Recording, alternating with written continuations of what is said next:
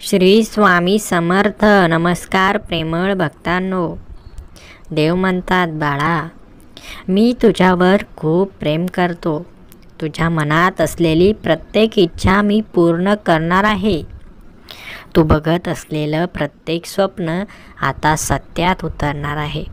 घाबरू नकोस, मी सदैव तुझ्या पाठीशी आहे. मी तुझ्याशी बोलण्यासाठी आज आलो आहे. बाळा, माझ्याकडे दुर्लक्ष करू नकोस. तू जगातील खूप सुंदर माणूस आहेस. या जगात अनेक लोक आहेत, परंतु या सर्व लोकांपैकी मी तुझी निवड केली आहे. बाळा, स्वतःला कधीच कोणापेक्षा कमी समजू नकोस, कारण माझा आशीर्वादाचा हात सदैव तुझ्या डोक्यावर आहे.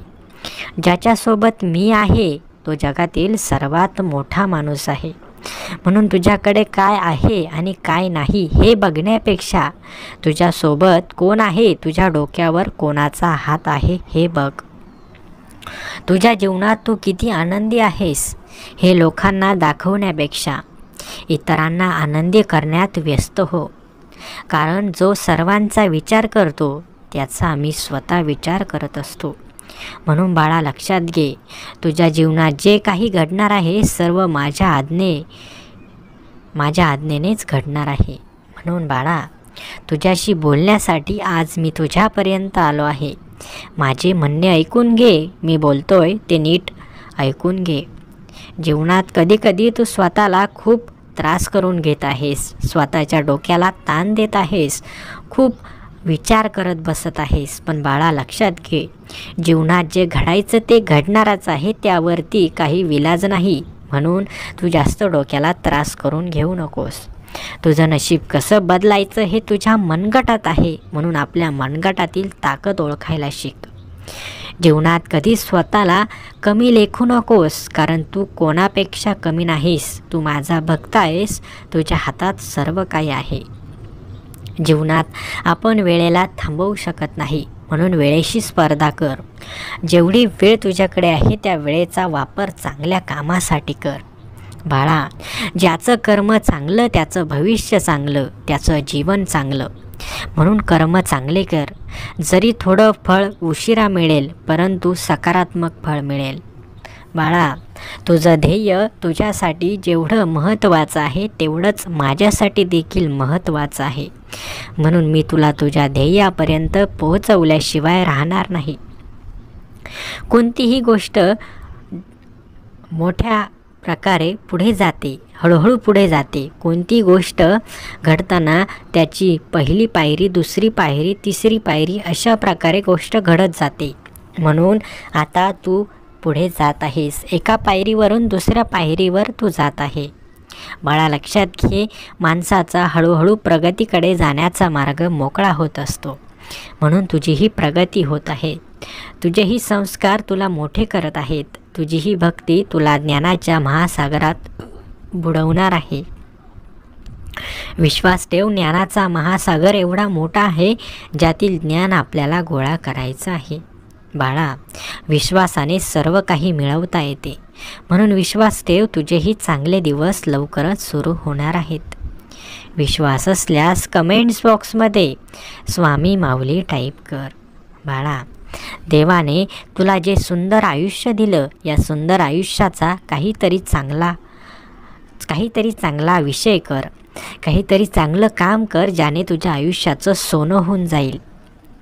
जीवनाचं सोनं करण्यासाठी आयुष्यात काहीतरी मोठी कामगिरी करावीच लागते.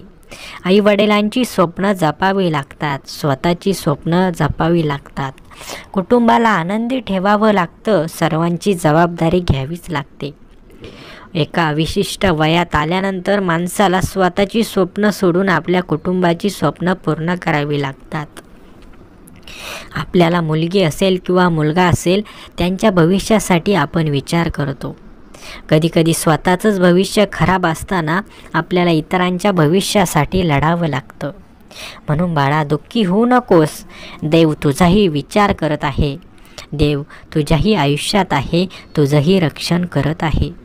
विश्वास असल्यास आपलं हे भक्तिमय चॅनल लगेच सबस्क्राईब कर आणि आजचा हा देवाने पाठवलेला महत्त्वाचा व्हिडिओ शेवटपर्यंत बघ. माणूस एकदा जबाबदारीच्या ओझ्याखाली दाबला गेला की त्याला स्वतःची स्वप्न अर्धवट सोडून दुसऱ्याची स्वप्न पूर्ण करावी लागतात. म्हणून बाळा, देवाला तुझं प्रत्येक दुःख माहीत आहे. तू सोसलेला सर्व दुःखाचा काळ माहीत आहे. अनेक भक्तांची स्वप्न स्वामींनी साकारली आहेत. अनेकांना सुख समाधानी जीवन दिलं आहे. आता तुझाही नंबर येणार आहे. तुझीही वेळ लवकरच सुरू होणार आहे.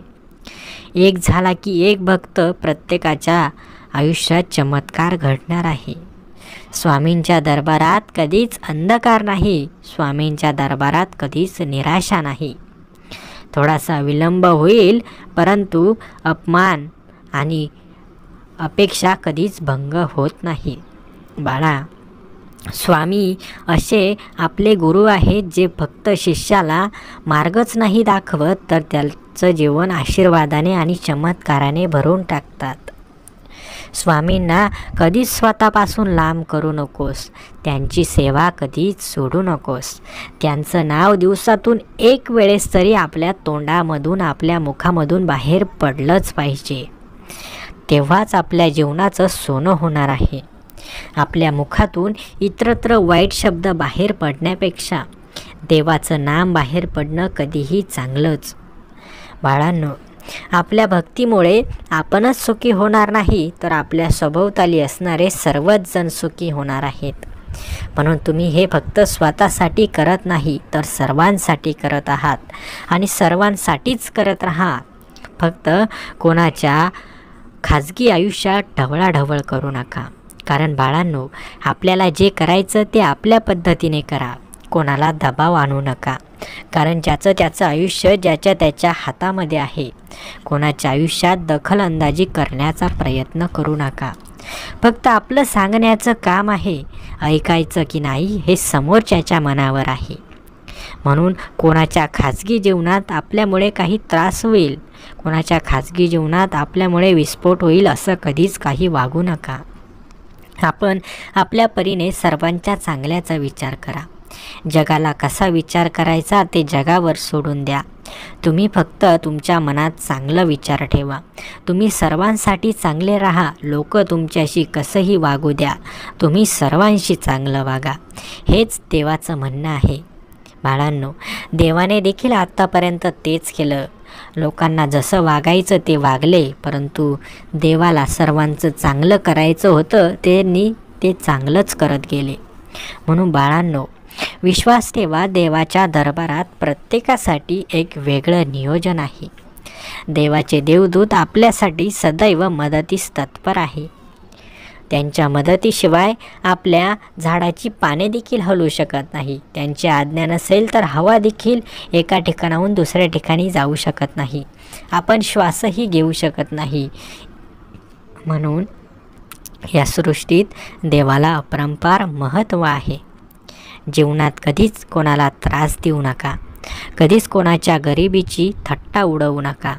देव आहेत, कायम आपल्या सभोवताली आहेत, आपल्यासोबत आहेत, हे कधीच विसरू नका.